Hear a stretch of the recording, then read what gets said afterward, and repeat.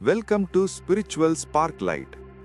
பௌர்ணமி விரதம் இருப்பதன் மூலம் கிடைக்கும் ஆன்மீக நன்மைகள், விரத முறைகள் மற்றும் எந்த நேரத்தில் வழிபட்டால் முழு பலன் கிடைக்கும் என்பது பற்றி இந்த வீடியோவில் பார்க்க போகிறோம்.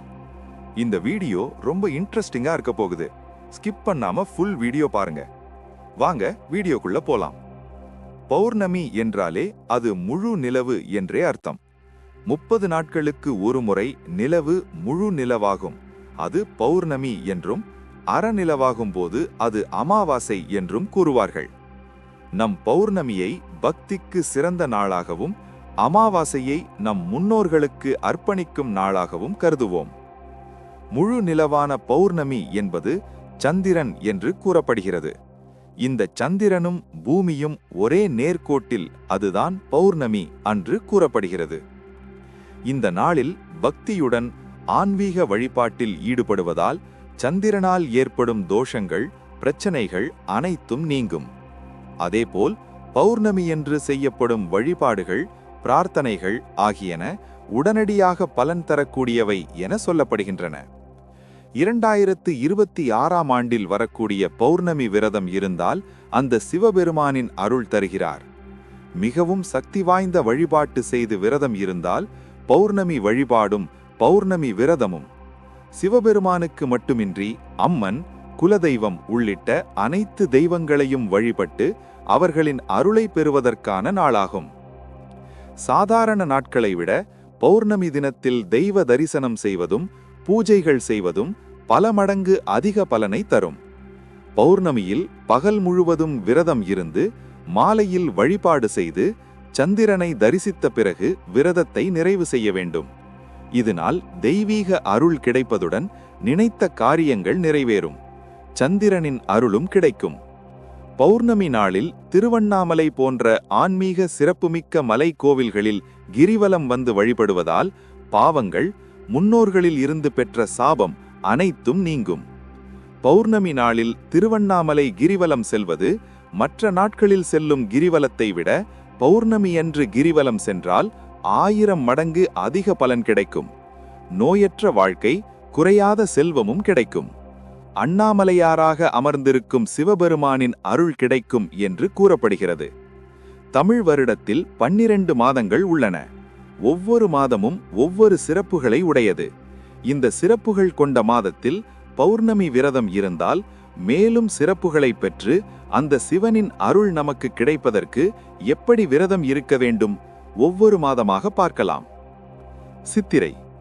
தமிழ் வருடங்களிலும் முதல் மாதமான சித்திரை மாதத்தில் பௌர்ணமி விரதம் இருந்தால் நமக்கு உணவான தானியம் கிடைக்கும் என்று கூறப்படுகிறது. வைகாசி. வைகாசி மாதம் திருமணத்திற்கும் சுப நிகழ்ச்சிக்கும் ஏற்ற மாதமாக கருதப்படுகிறது. எந்த ஒரு நல்ல காரியம் செய்ய வேண்டியது என்றாலும் வைகாசி மாதமே நடைபெறும். அது மட்டுமல்ல, வைகாசி மாதம் முருகனுக்கு உகந்த மாதம் என்றும் கூறுவார்கள். ஏனென்றால் இதில்தான் வைகாசி விசாகம் வரும். வைகாசி மாதத்தில் பௌர்ணமி விரதம் இருந்தால் திருமணம் தடை நீங்கி திருமணம் நடைபெறும் என்று கூறப்படுகிறது. ஆகையால் திருமணம் நடைபெறாமல் இருப்பவர்கள் வைகாசி பௌர்ணமிக்கு விரதம் இருக்க வேண்டும். ஆனி. ஆனி மாசம் பௌர்ணமி விரதம் இருந்தால் குழந்தை பாக்கியம் நிச்சயமாக கிடைக்கும் என்று கூறப்படுகிறது. குழந்தை இல்லாமல் தவிப்பவர்களுக்கு ஆனி பௌர்ணமி நாளன்று விரதம் கடைபிடித்து வந்தால் நிச்சயமாக குழந்தை பாக்கியம் கிடைக்கும். ஆடி. ஆடி மாதத்தில் அம்மனுக்கு உகந்த நாளாக கூறப்படுகிறது. இந்த நாட்களில் அம்மனின் அருள் கிடைக்கும். ஆனியில் குழந்தை பாக்கியம் பெற்று ஆடியில் வளைகாப்பு போடுவது சிறப்பு. அம்மனுக்கு கூட ஆடி மாதம் முழுவதும் வளைகாப்பு செய்யப்பட்டு கூழ்வார்த்தல் நிகழ்ச்சி நடைபெறும். ஆடி பௌர்ணமி அன்று விரதம் இருந்தால் வளமும் நலமும் செல்வமும் பெற்று நலம் பெறலாம் என்று கூறப்படுகிறது. ஆவணி. ஆவணி மாதத்தில் பௌர்ணமி விரதம் இருந்து வந்தால் செல்வம் பெருகி வலியும் என்று கூறப்படுகிறது. புரட்டாசி.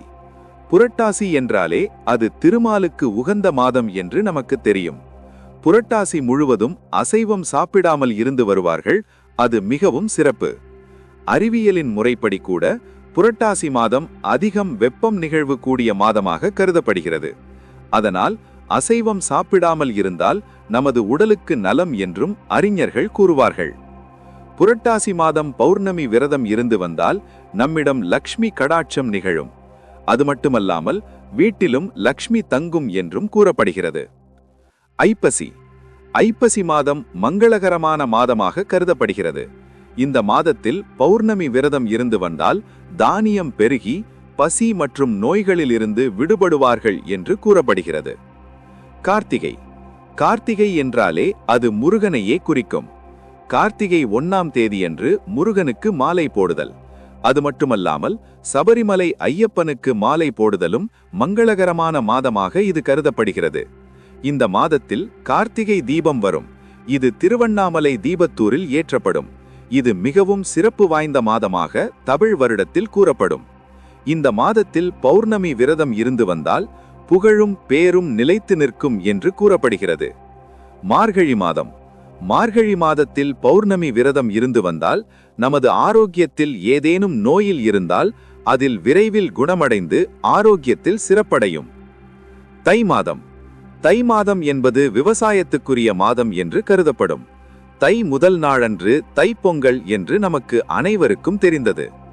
உடைக்காக காத்து கொண்டிருக்கும் நெற்பயிர்கள் அன்று அறுக்கப்பட்டு நமக்கு உணவாக வருகிறது. இந்த சிறப்புமிக்க மாதத்தில் பௌர்ணமி விரதம் இருந்து வந்தால் தேவையான அனைத்து நன்மைகளும் நமக்கு கிடைக்கும் என்று கூறப்படுகிறது. மாசி.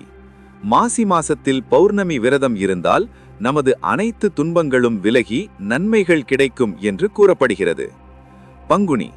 பங்குனி மாதத்தில் பௌர்ணமி விரதம் இருந்தால் நம் மற்றவர்களுக்கு தர்மம் செய்ததற்கு பதில் அந்த பலன் நமக்கு கிடைக்கும் என்றும் கூறப்படுகிறது. மேலும் இது போன்ற சுவாரஸ்யமான வீடியோக்களுக்கு வீடியோவை லைக் பண்ணுங்க, ஷேர் பண்ணுங்க மற்றும் சுவாரஸ்யமான வீடியோக்களுக்கு சப்ஸ்கிரைப் பண்ணுங்க.